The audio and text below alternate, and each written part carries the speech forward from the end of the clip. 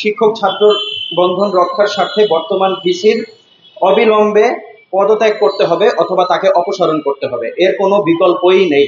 সাধারণ শিক্ষার্থীদের বিরুদ্ধে দায়ের করা মিথ্যা মামলা অবিলম্বে প্রত্যাহার করার দাবি জানাচ্ছি।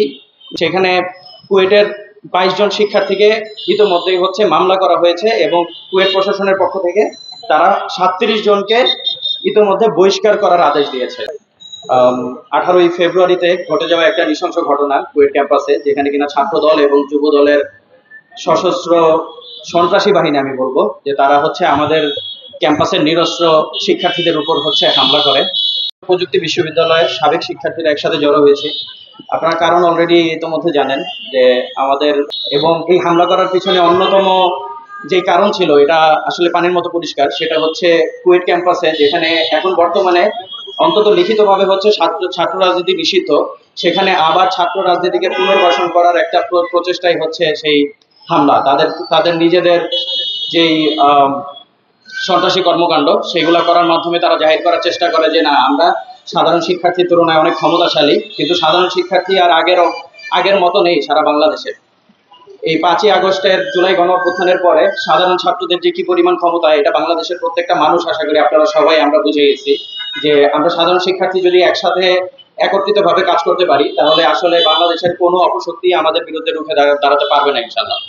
সো সেই হামলার পরে আমরা পরবর্তীতে দেখতে পেলাম যে আমাদের ভিসি মহোদয় জনাব মোহাম্মদ মাসুদ স্যার, তার ইন্ধনেই আসলে সেই হামলা সংঘটিত হয় এবং যুবদল ছাত্র দলের সেই নেতাকর্মীদের আজ 2 মাস হয়ে গেল, এখন পর্যন্ত কাউকে হাজতে নেওয়া তো দূরের কথা, সেই বিচারাধীন কার্যক্রমও শুরু হয়েছে বলে আমরা কোনো সুস্পষ্ট কোনো নজির পাইনি।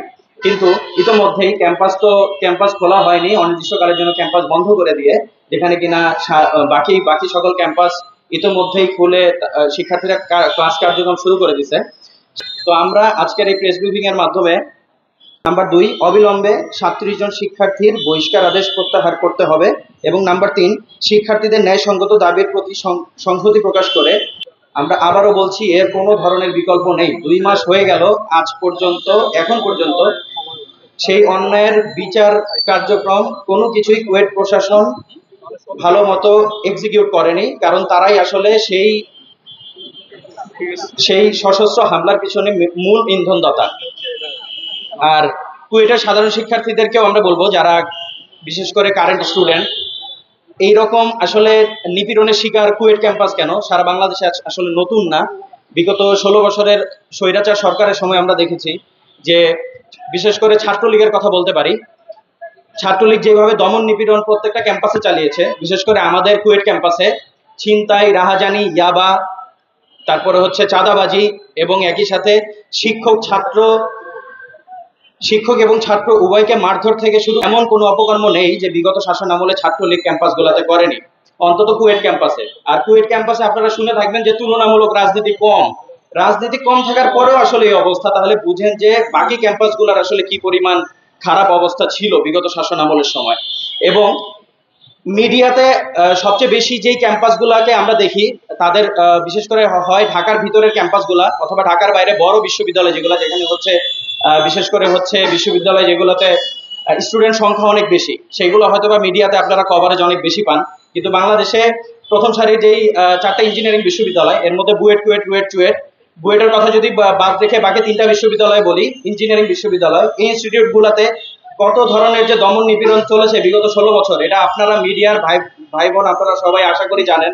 আপনারা কতখানি কভার করতে পেরেছেন না পেরেছেন এটা আপনারা নিজেরাই ভালো মতো জানেন। কিন্তু এই চিত্র আসলে বাংলাদেশে শুধুমাত্র কুয়েট ক্যাম্পাসে না, প্রত্যেকটা ক্যাম্পাসে। তো আমি কুয়েটের সাধারণ শিক্ষার্থীদেরকে বলবো, রানিং স্টুডেন্ট তোমাদেরকে বলবো যে এই যাত্রায় যদি তোমরা থেমে যাও, তাহলে এরপরে আবার নতুন আরেকটা দল, এতে হতে পারে সেটা ছাত্র দল অথবা যেই কোনো ছাত্র রাজনীতির নামে বা মোড়কে অন্য যে কোনো দল, তোমাদেরকে আবার নিপীড়ন করে আসলে চুষে বেড়াবে।